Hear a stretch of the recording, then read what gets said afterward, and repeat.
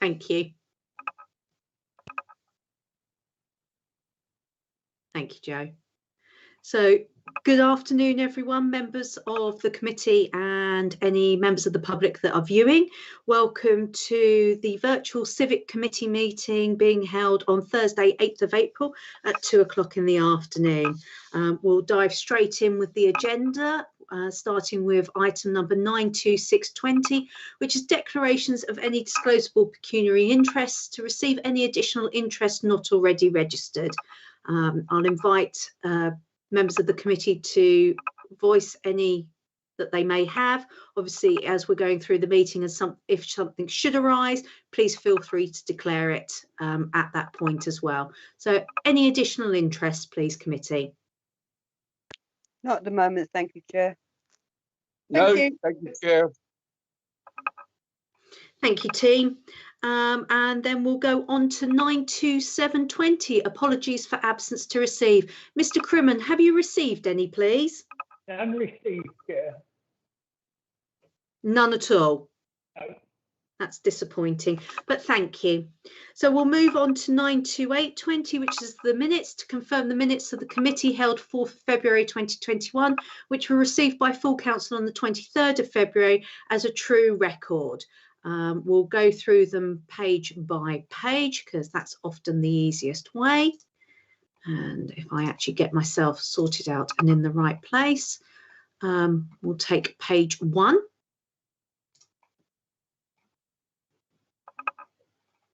And page 2. And that's the minutes in total. So any questions, queries or issues with accuracy, please, committee?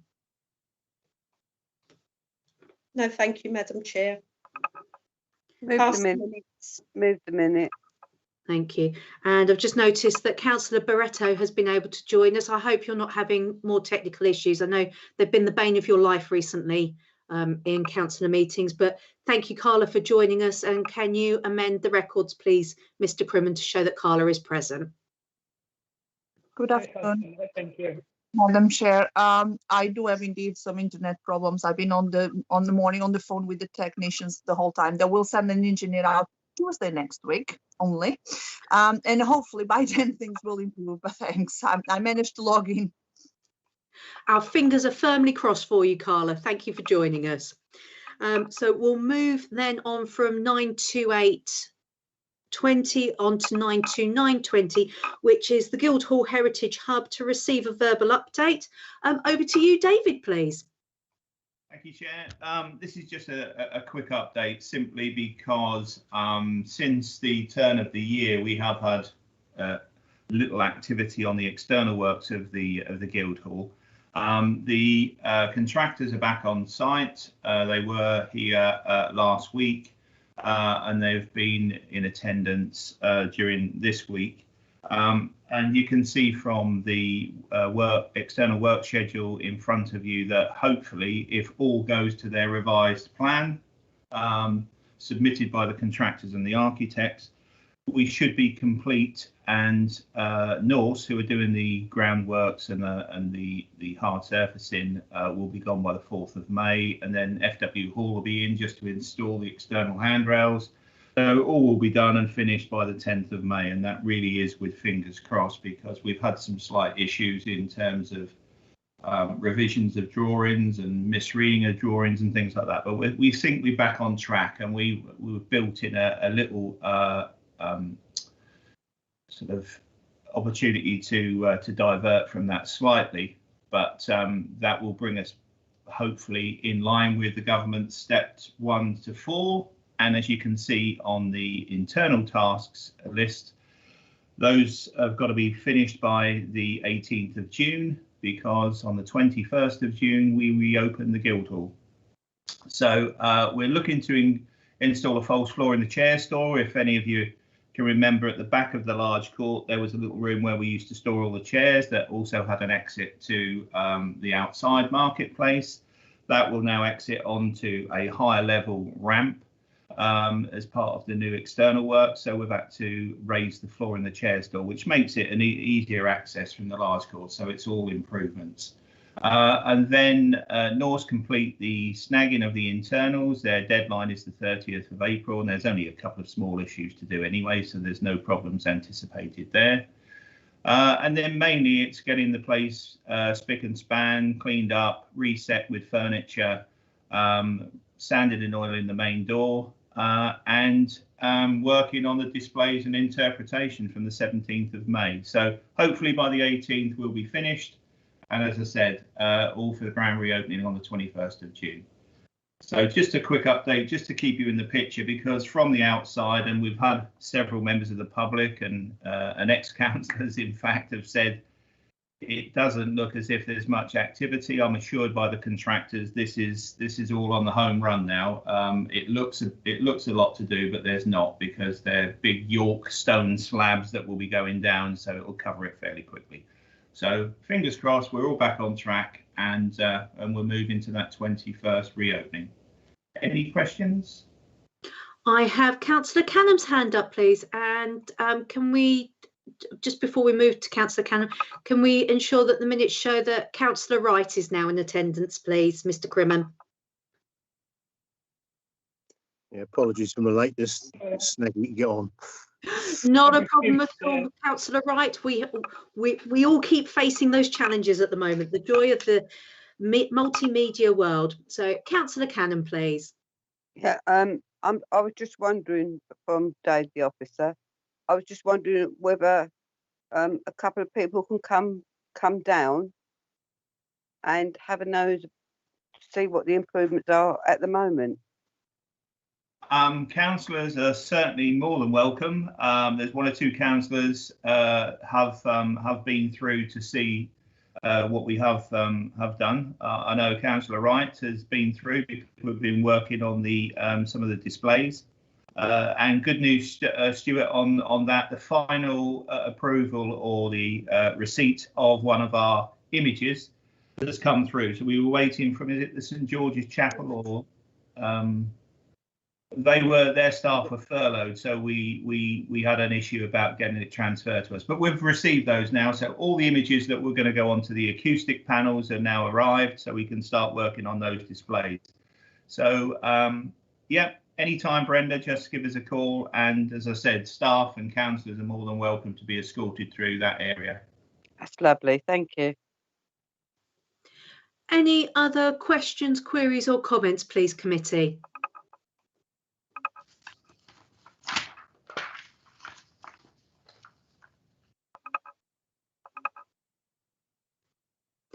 If not, Madam Chair, Yep. sorry. No, you're right. Sorry, I've come in at the end of it as usual.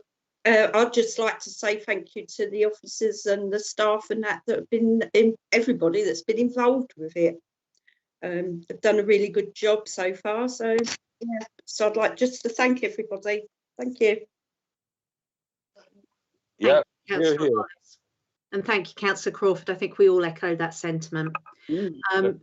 So on that note, we'll move on. Thank you very much for the update, David. It's very exciting, and gosh, so looking forward to the 21st of June. So we move on to 93020, which is the committee's terms of reference. So we're here to review the current terms of reference to reflect the increased responsibilities for the change to the committee, so we become heritage and town events, or civic and heritage, whatever you want to call us. So previously circulated will have been the existing terms of reference for the civic committee. We then have the terms of reference for the heritage and town events committee, which will still encompass the civic responsibilities. It's just the two sections. Everything else is as per the current terms of reference, apart from the additional two sections, which is heritage responsibilities, which is where I'm going to need you guys to get your thinking caps on, and then the town events responsibilities, which are currently proposed as to review and agree calendar of town events and to set the budget for the town events. So I'd like to open the floor for discussion. Specifically, what do you want to see as our heritage responsibilities, please?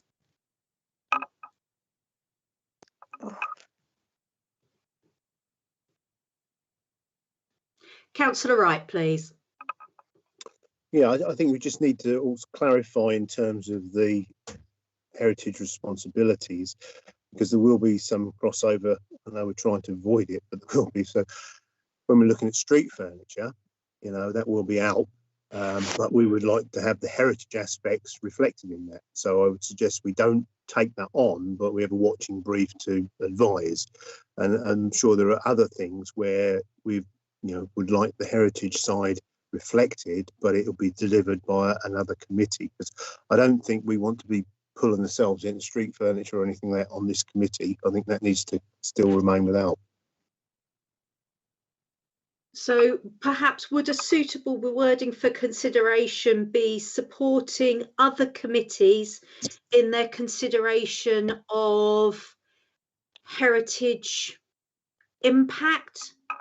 Yeah, heritage aspects of, because there will be things like town murals and things like that, which, one would hope that we would give some support and guidance with, if that isn't already being dealt with. But I don't think we need to, on this committee, pull those to our responsibility, more as a guidance and advice type of thing. Super. I think that emphasis on supporting is perfect. Councillor Cannon, please.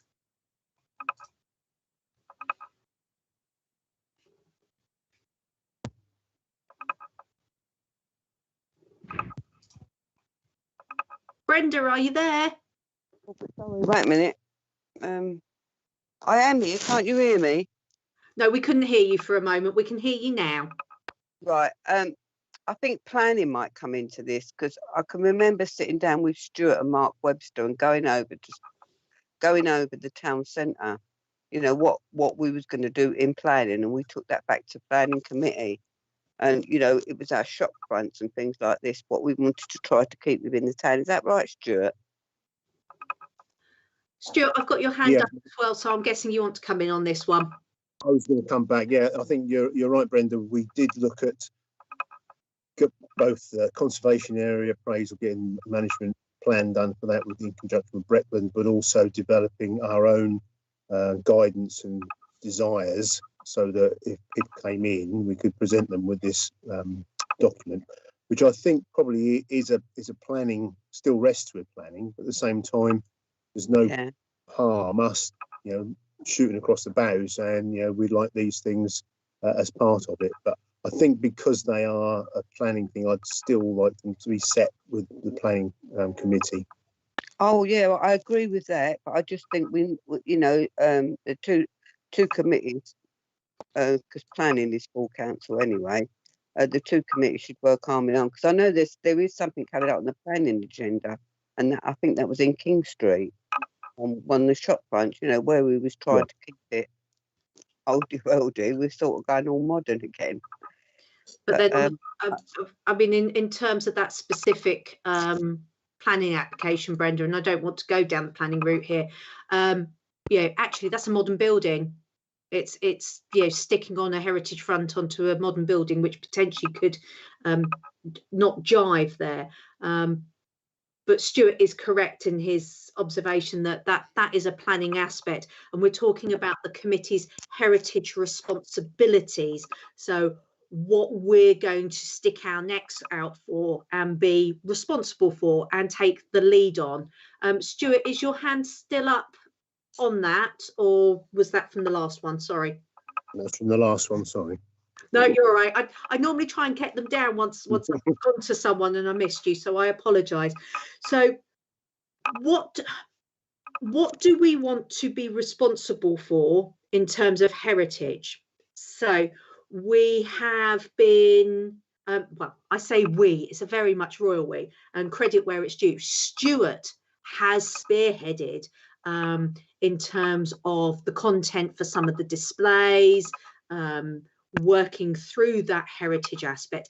Is that something that we want to be specifically as a committee responsible for, and how the heritage is delivered, as Stuart rightly alluded to earlier, in terms of street furniture? Yeah, we want to influence that, but we can do that within the committee's outside of this forum, but in terms of the actual heritage responsibilities, what are we prepared to step up to the plate for and go, that's us, and when it goes wrong, that's our fault. Stuart, I've got your hand up, please. Yeah, I think what sits easiest for this is our buildings, where we're trying to do things. Guildhall, obviously, the obvious example. But also, if we are doing interpretation panels and things like that, where the content probably ought to come from this committee. If we are building we've got David with us, but who knows what officers will be present in the future. If you're building that officer capacity and knowledge, then it would seem that you would probably want to then be the first point of call to put that input into interpretation panels and reflect the heritage. So I know I said earlier we don't want to take the furniture itself on, but I think the content may come from this committee, if that makes sense. No, that absolutely does. So, I mean, in terms of responsibilities, would we be looking at then, and bearing in mind that there's an advert just gone out for an officer role, the responsibility for content building and being story ready with Thetford's heritage? So I like that phrase, story, for some reason. Is there anything that you would perhaps suggest in terms of content building and story ready, please, David? Well, basically, just to take on board what Stuart said, we could just say to support the guild, the Heritage and Town Events Officer, in terms of, and then further that. Just coming back on that first one, Chair, I've just written down here to promote and influence considerations to other committees to protect, enhance and develop the heritage appeal and appearance of Thetford, which gives us that option to push things like making sure street furniture is of a heritage quality and appearance, and also we are looking to redevelop the market square and things like that. So everything is in tune with how we see our view of Thetford's heritage. But in terms of the second one, then I think the job brief that's just gone out yesterday is quite inclusive for the heritage officer to tackle most of the things in development stage. So I think it's just really to support that person in doing so. David, I love your first point. It was almost as if I'd written it myself. So thank you. For a change, I hadn't. Councillor Cannon, please. Yeah, I don't know whether this is relevant or not, but it's crossing another committee, and that's the cemetery committee.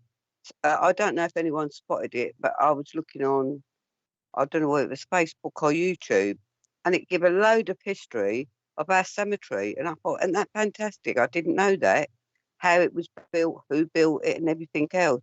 And I just think that, that is another part of the town that is under our ownership, and that is part of our heritage. And what do you think? I think I would suggest that this committee perhaps wants to be heritage champions. Yeah. And that gives scope. It dovetails perfectly with the first item that David worded so beautifully there. It encompasses the content building, story ready, and the supporting the heritage officer, and means to say that I know Dennis is incredibly enthusiastic about the town's heritage. I know Stuart is a wealth of information. I'm rapidly learning. We all are, and I think that notion of heritage champions, whilst it focuses, enables enough flexibility. What are your thoughts, please, committee? I'm happy to go with that. Yeah, I would agree with that. Makes sense, I guess. Yep, makes good sense there, Chair. Steady on. Councillor Hollis, please. Yeah, thank you. Yeah, no, I agree with that. I think we need to. We've got such heritage in the town that a lot of people don't know about, especially the visitors that come and look at what we've got. So yeah, I mean, I'd love to be part of the heritage champions, if you like, of our town and promote what heritage we've got. Street furniture and that, again, I have to agree that it's something that really, I know it's been said that we can't take it on, or we that needn't take it on, but as Stuart's rightly said, you know, it'd be nice to have a say in saying, like, for our centre of our town, that yeah, you know, it's got to really be delivered in our heritage of what it would have been like, so we can keep that. Yeah, no, I really would like to be part of a Thetford Town Heritage Council. Just as reassurance, councillors, we won't have to wear our underpants on the outside being heritage champions unless you really feel the need to. Thank you for that one, Chair. There's an image. Are there any other ideas in terms of those responsibilities, please, team? I think you've covered it all yourself, David, Stuart, etc. Yeah, no, I think you've covered it all for me anyway. Super. Carla, I'm mindful that we haven't heard much from you so far. Is there anything you'd like to add? Thank you, Madam Chair. No, I think it's quite all right. I think that sort of covers more or else all the aspects of the heritage, so I'm quite happy with that. Super, thank you. So then to sum up, the proposals for the heritage responsibilities is the beautifully worded phrasing that, sorry, Brenda, I'll come to you before I do a summing up. Well, yeah, I mean, I'm not going to walk with you summing up. But basically, once we've agreed this to say that the civic committee are the heritage champions, will this go out to all committees so they can refer back to us if they want to do something? This will be a recommendation to full council because terms of reference are agreed by full council and they're the gift of the full council to the individual committees. So any changes need to be approved there. So what we will do is get this sorted out from there, and then at the end of the month, it'll be a recommendation to full council. Does that help? That's lovely. Thank you. Super. So in summing up, we have heritage responsibilities of A, the beautiful phrasing that David used, and I hope he wrote it down because it was really, really good. B, the supporting the Heritage Town Events Officer or Heritage Events Town of, yeah, we'll get that wording right. To be Thetford's Heritage Champions. And then do we want to do the standard undertake any other business as delegated by Thetford Town Council in relation to heritage as item D? Yep. I agree. Yes. Dennis, are you happy with that? Oh, yes, Chair, sorry, yes. Super. So that would be my proposal. I suppose we've just done things a little bit round the wrong way. So that was my proposal. Do I have a seconder, please? I'll take Dennis on that one as the seconder. Thank you. Sorry, he was the voice that I heard loudest. Everybody's just stated they're in agreement. Mr. Crimmon, are you happy with that recommendation going to full council? I am indeed, but what I'd like you to do with the officer, please, is to fill out A, B, C and D and return the terms of reference to me, and then I'll add that as an appendix. Yes. The proposal would be to accept the amended terms of reference. Terms of reference, yeah. Yeah. So if you could have that back to me within 2 or 3 working days, that'd be wonderful, please. I'm sorry. Then I can add it to the minutes. We can do that, can't we, David? Yes, we'll do that, Chris, no problem. Fantastic. Awesome. Well done, team. Thank you all very much. So 9:30 dealt with, on to 93120, the civic policy. So when I was reviewing the terms of reference, it does actually say that we'll review this policy on an annual basis, and realised that we hadn't done so. So we thought we'd just sneak it in there for you. So the objective is to review the current civic policy, which you'll have had circulated previously, and to discuss and propose any appropriate amendments. Has anybody got a starter for 10, please? Is there any chance it can be put on the screen? Because I read things and then I forget them. To be perfectly honest with you, I would suggest not, given that it's a 35-page document. Okay. It hasn't changed since the last time we looked at it. It is fairly straightforward. At this point in time, I don't believe that there is anything that is required legally to change in terms of any legislation changes. It will probably need to be amended once we have confirmation of the 2 additional councillors that are required. But it does lay out quite clearly roles, responsibilities, and so on and so forth. Dennis, can I have your hand up, please?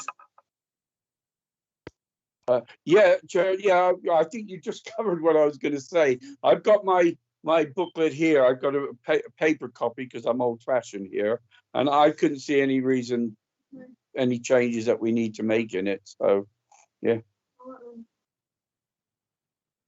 That's it. It's just a comment. At the present moment, then,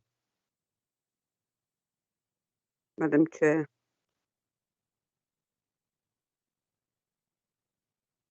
Help if I unmuted myself. I apologise. Sorry, Councillor Callan, what did you have to say? I said, can I propose that we accept it at the current policy at the moment? Well, could I just interject, Chair? There is just some very slight alterations in terms of references to people's job titles. We've done a small staff restructure in terms of roles and responsibilities. So titles may have changed slightly. There's nothing major in there apart from that, really. As Chair said, there's nothing legal that needs to change. And it was reasonably recent that we did a whole-scale review of it anyway. So if I can just be allowed just to make some minor changes to job titles, I think is pretty much good to go. Is everybody happy with David making those amendments, please? Just to bring it up to date, it's not actually policy change. Can I? Yeah, I'm happy with that. Mm-hmm. Any objections? Sorry, Stuart. Thank you. I've got your hand up, please. Yeah, I just noticed that in the mayor's badge and chain bits and pieces there, we've got, I think it needs updating. We've got the back of the badge engraved with the use of the mayoress. I think there's 2 separate paragraphs needed there for the mayor's badge and chain and the mayoress's badge and chain, but I'm happy to propose those amendments. So whether we could hold fire or whether you're happy for me just to amend those in the annex. I would suggest as that is a factual adjustment that we're needing to make, then it goes ahead. It is only in appendices, and it is based on the leaflet that we have for like Heritage Open Days and that kind of thing. So I think it would be a good process to get that updated, and then as it's just an appendix, yeah, we just amend that. So yes, happy with that. If everybody else is happy with that. Yeah, that's fine. Happy, Chair. Thank you. That's fine. Again, Chair, can I just like me to add this updated current policy and get it adopted again, or you're quite happy to just leave it that you're going to make minor changes?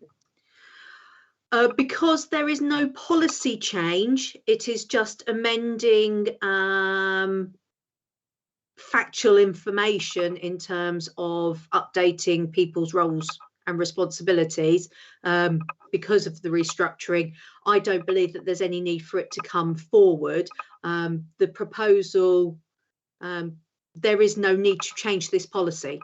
So we don't need anything else. It was just that this committee has agreed to update factual information.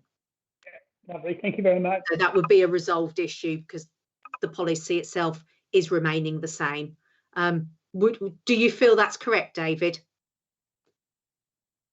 Yes, I do, Chair. If you look at some of the appendices, addresses need to be changed due to the fact it states return to King's House. Even though it's our civic home, we don't actually accept post there anymore. So it's just minor adjustments.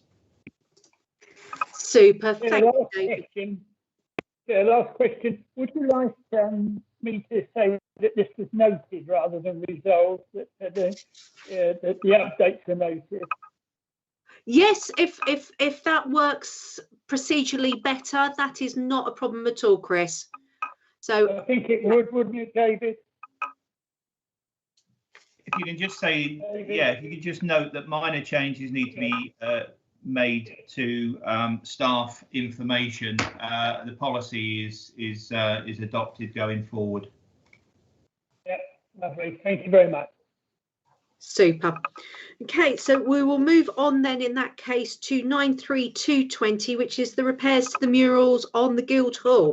To agree budget spend to repair the water damage to Guildhall murals and add names of those personalities featured. Councillor Wright has circulated this previously. Councillor Wright, you have the floor. Yeah, I think when we mentioned it in passing in an earlier meeting, I looked at the potential of utilising any surplus budget we had on this committee towards the end of the year. Obviously, we've reached that end of the year now, and you know, these are just minor repairs where water's got between the perspex and the picture, which stained the bottom of the pictures. And also, I've had a number of people ask me, well, very nice pictures, but who are these people? So as you can see on the image there, we can get the names written at the bottom border on the white there. That would be quite useful to add to the enjoyment and knowledge for people looking at them. The artist who did them, I contacted you on another matter, and he's agreed to repaint the white border and put the names on for £240 for the lot. So obviously that'd be great if we could approve that, or I think it's within David's remit anyway to probably get that done. But as we're responsible for this committee's budget, I thought it would be nice if we could get that moving. And just to add to that, when we replace the protective outer perspex, we will just put in those little caps that allow airflow, so there's no condensation or water damage. Yeah, put some washers between them just to. Yeah. Super, thank you. So on that basis, I would suggest that I know that we don't have a finance report this month. Traditionally, we don't normally have one in any committees in April because there's the crazy world of year end going on in finance departments across the land. And as Stuart and I well know, it's so much fun. I would suggest that given the civic events budget line 5320 is so considerably underspent, we utilise that for this budget spend, and I absolutely take on board that actually this is within David's remit. He can authorise this, but as it's not technically an event, I'd just like it sort of squared off via this committee, if that's okay. Are there any questions or queries on this proposal, please? Yeah, could you propose and somebody second, please? Yeah, I'm happy to propose. Yeah, I would second that for you, Madam Chair. Thank you very So much. I have the proposal of Councillor Wright, the seconder of Councillor Canham, and the decision is to approve a budget spend of £240, taking from the civic events line, which is 5320. I will go round the room for the vote, if that's okay, please. Councillor Barretto. Agree. Councillor Canham. Agree. Councillor Crawford. Agreed. Councillor Hollis. Agreed. And Councillor Wright. Agreed. That's a full house then, because I'm in agreement too. So wonderful. Is that all okay for you, Mr. Crimmen? That's great. Thank you very much. You're very welcome. So just another job for you to get organised there, David. Apologies. I think most of the legwork's been done by Stuart, so not a problem. We'll get that sorted in the next few weeks. Super, and that'll be wonderful for as we reopen and get back to some senses of normality. So we move then on to 53320, which is the events plan 2021, which obviously is a little bit flexible at the moment and a shifting feet. David, would you like to kick off, please? So just looking at 3 events, 2 of which are hopefully far enough ahead to make them definites. But the first one is mayor making, and recently we were looking to deliver this as a virtual event, but now, according to the law allowing virtual meetings ceases at midnight on the 6th of May, and our mayor making was scheduled for the 7th. We potentially at this stage can't do that. So we're looking at a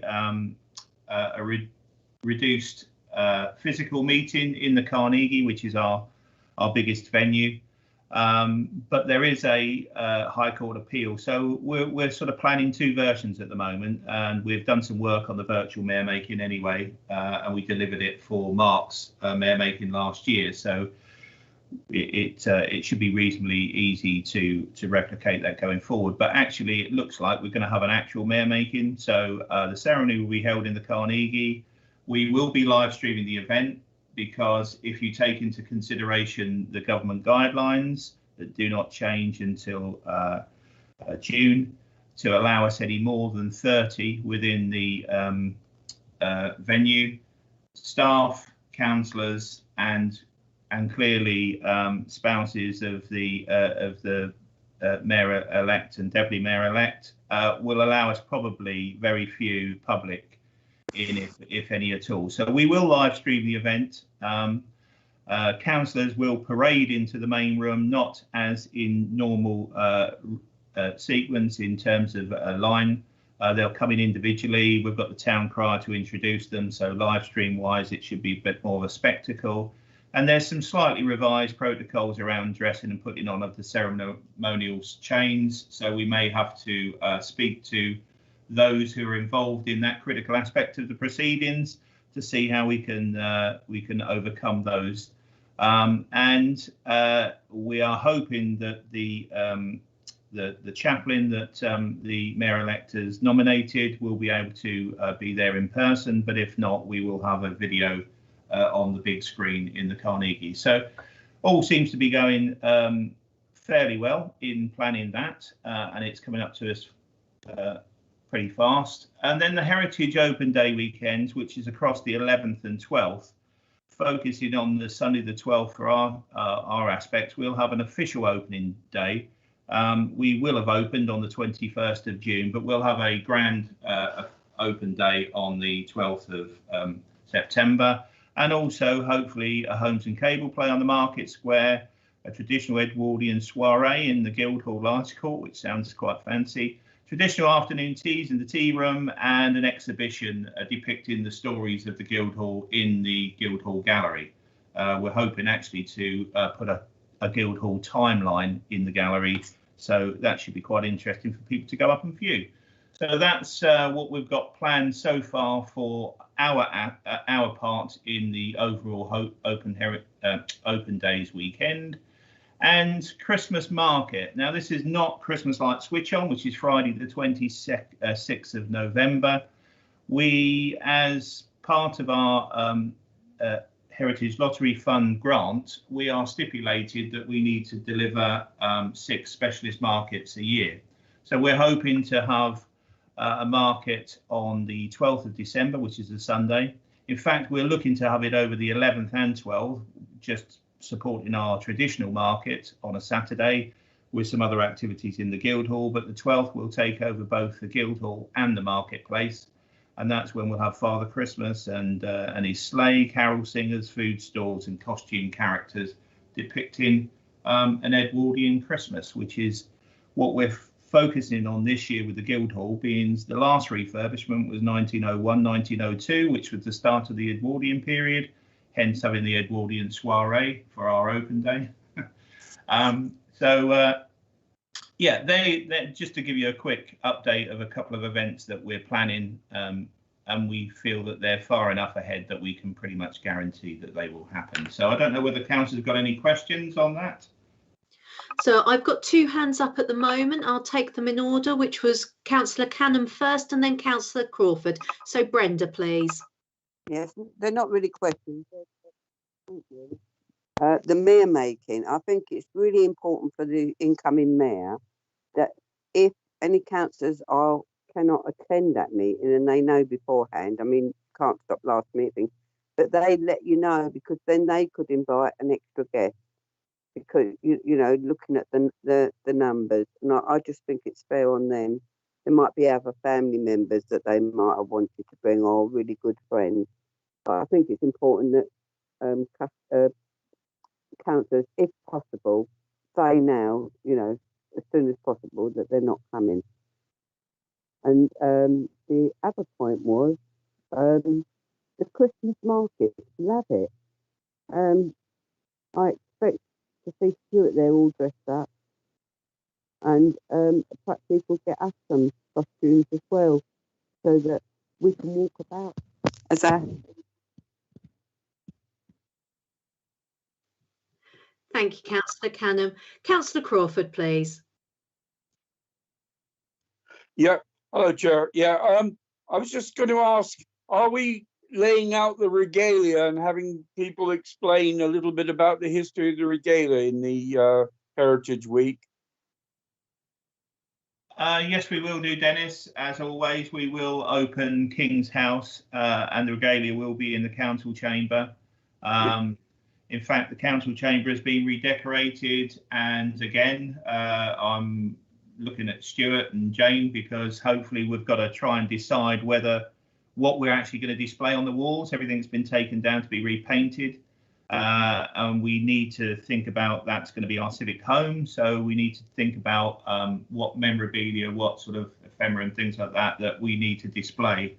As I said at the last meeting, the big portrait of Justice is coming to the Guildhall, so that will not be in the council chamber in King's House in the future. But yeah, we'll have the regalia out, Dennis. So can I volunteer to do my bit with that, like I do most years, please? Absolutely, more than welcome. Thank you very much. Heritage champion role, Dennis. Yes, thank you very much. Yes. Super, thank you. Councillor Hollis, please. Thank you. I was just wondering, when you put artwork and that back into the council chambers, obviously you will put back GWS's photo, because it was his building, and it's still nice to have it there, as then that can be explained in the heritage thing of how the house and that become what it is now. Am I right in thinking you'll be putting him back up? The plan is to put that back up in some area of King's House. I'm not sure whether it's going into the council chamber. It's not for me to decide, actually, but the portrait will be displayed in King's House. As you say, it's his gift to the town. But whether it goes into the council chamber, I don't know, Jenny. Councillor Wright, please. Yeah, thank you. As David said, I would look to see him put up at some place within the King's House, and I think it was probably the opportunity not only to look at the walls within the council chamber, but also downstairs with an option of doing a little bit more information about how the King's House came to be, the Lord of the Manor, the previous images of it. So I would think if we could just have a meeting down there for the next week or so to have a chat about those things, David. Yes, we can do, yeah. And just to allay any fears, Jenny, that that has been spoken about before. If you go to the far end of the corridor as you come through the main doors, it's quite a big area there that we need to make use of. So there's plenty of space to display good old George, and we certainly will be putting him back on the walls of King's House. And just coming back to Brenda's point, that's an excellent point, Brenda, and I'll make sure the Civic Secretary actually puts a deadline in the letters out to the councillors to get them to commit in a timely fashion to allow us to give Jane and Mike opportunities to fill any vacant spaces.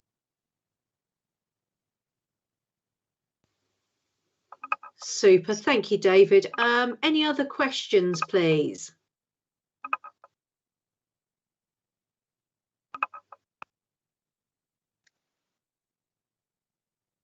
In that case, thank you so much for the update, David. I know that it's been a challenging year in terms of events, but to use the old phrase, improvise, adapt and overcome, I think that's been the team's motto at Thetford Town Council this year. So thank you all very, very much.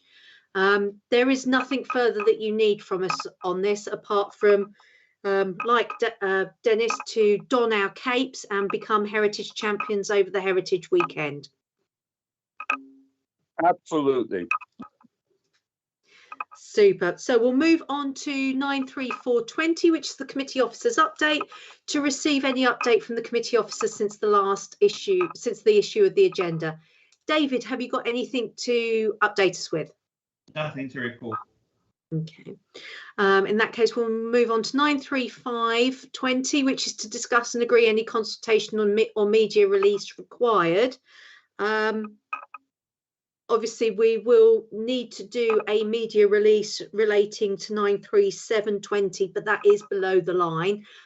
So once we have come to our decision, we will obviously relay that to our residents. Is there anything else that people feel that we need to get out there? What about the opening of the Guildhall? Letting people know when it's going to be open to the public.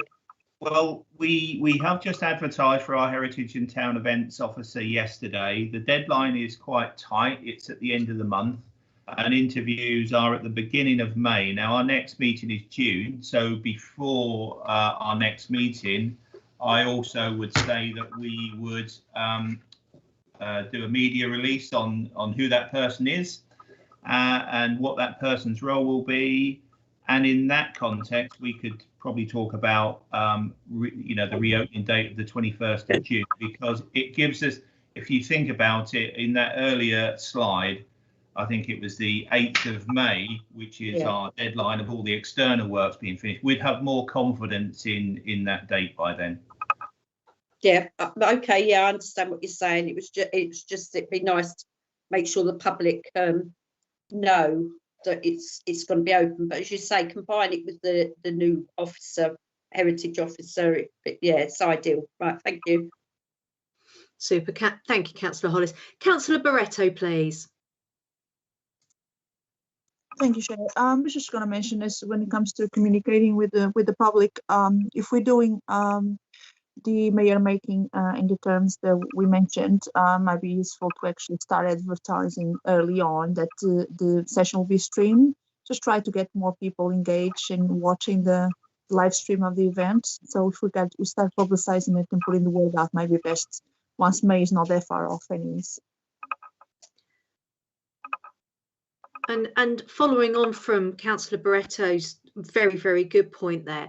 I mean, obviously, I appreciate in terms of streaming it, we're relying on people having access to that.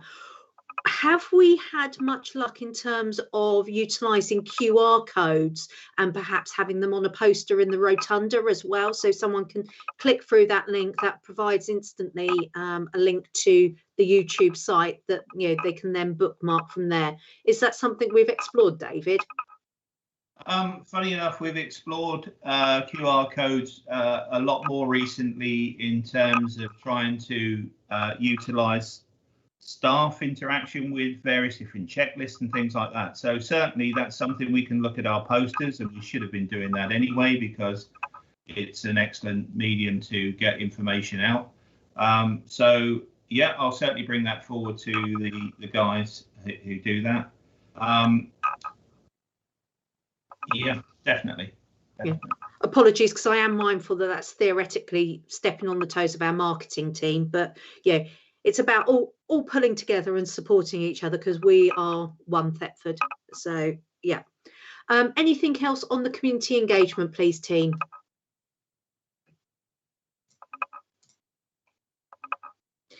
in that case, we move on to 93620, which is listed as the exclusion of press and public. So this agenda item is to consider resolving that, pursuant to the Public Bodies Admission to Meetings Act 1960, the press and public be excluded for any remaining items of business on the grounds that publicity would be prejudicial to the public interest by reason of the confidential nature of the business to be discussed. For clarity for the committee before you vote on this, because it is your resolution to take this below the line, the reason that we're doing this is because we are reviewing the nominations for the Honoured Citizens Award and felt that it is unfair to ask yourselves to choose which one you prefer in a public forum, and obviously it could cause embarrassment to someone, that they weren't chosen over somebody else. So we request your resolution to move this, what is termed below the line. I make that proposal. Do I have a seconder, please? I'll second that, Madam Agreed. Chair. Thank you, Councillor Hollis, and I'll do the usual round robin round the team. So Councillor Barretto. Accept. Councillor Canham. Agreed. Councillor Crawford. Agreed. I presume Councillor Hollis hasn't changed her mind since she seconded it. And Councillor Wright, please. Agree. Super. So thank you all very much for joining us. And